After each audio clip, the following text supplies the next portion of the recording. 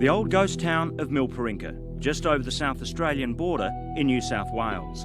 In the 1880s, it was home to a mini gold rush of sorts. But today the town and its nearby waterhole are major stopping off points on a trail following the footsteps of one of the nation's greatest explorers. It was here on January the 27th, 1845, that Captain Charles Sturt and his party, carrying a whaleboat of all things, arrived in desperate need of rest.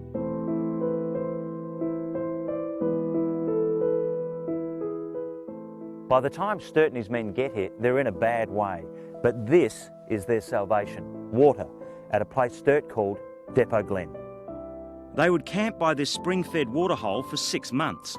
After little more than 3, Sturt wrote, "Our hair, as well as the wool on the sheep, has ceased to grow. So great is the heat, we were obliged to bury our candles."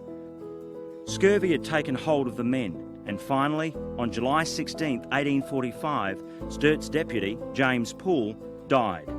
Little did Sturt realise that the cairn he had his men build during their long drought-enforced stay would become a monument to his loyal companion.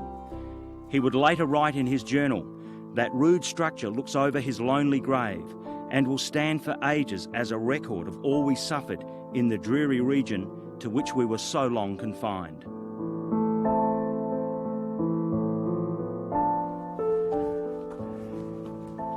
Poole's cairn, or Poole's monument as it's known, was one of Sturt's work programs for the men. It was designed to motivate them, to keep their spirits up while they were stuck down at Depot Glen.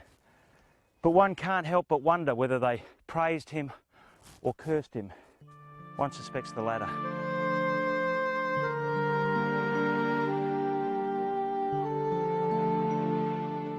In July 1845, rain began to fall and Sturt broke camp.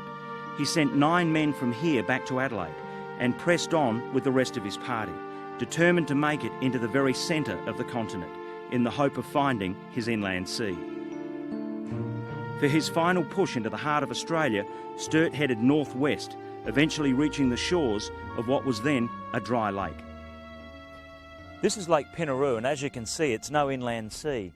And it certainly didn't look like this when Captain Charles Sturt came through. He hit this place in the midst of a chronic drought. John Cappy of Tri-State Safaris and I arrived after good rains. In such an environment, it's hard to imagine what Sturt and his men were up against. Like so much of the interior, this part of corner country flourishes following a decent downpour. For the budgies, it's a cue for breeding.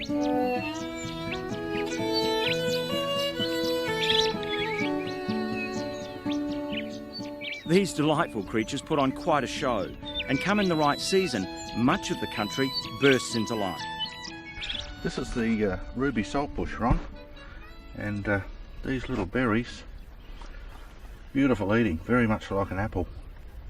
If you, quite tasty, aren't they? They're beautiful. They're beautiful.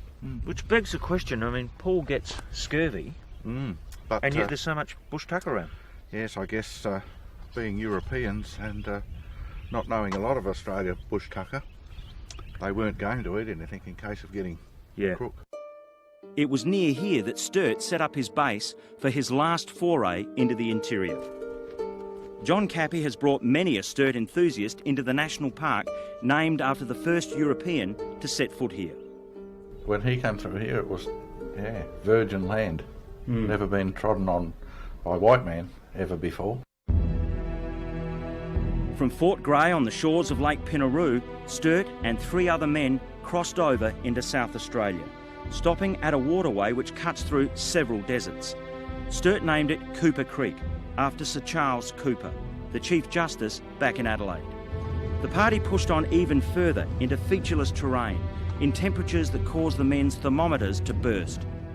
It was a lonely, desolate and dangerous journey as the explorer and his party pushed on, reaching a wilderness they named Sturt's Stony Desert. Sturt often spoke in nautical terms when describing his journey. In fact, he wrote, "We were as lonely as a ship at sea, and as any navigator seeking for land. Only we had the disadvantage of an unsteady compass, without any fixed point on which to steer." By this stage of the journey, Sturt was suffering from sun blindness. The intense glare, a feature of his journeys up and down the River Murray and into the interior, was taking its toll. But still the men pressed on until they reached the Simpson Desert, where they were faced with sand ridges 30 metres high. Just 240 kilometres from the centre of Australia, Captain Charles Sturt finally conceded defeat and turned back to Fort Grey and later to Adelaide, some 2 years after his initial departure.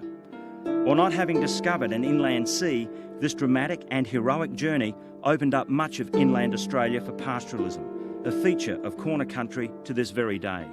Tri-state safaris run regular trips into the border country of South Australia, New South Wales and Queensland, and along the way call into many of the sites made famous through Sturt's amazing exploits. To book a tour, contact Tri-State on 8088 2389.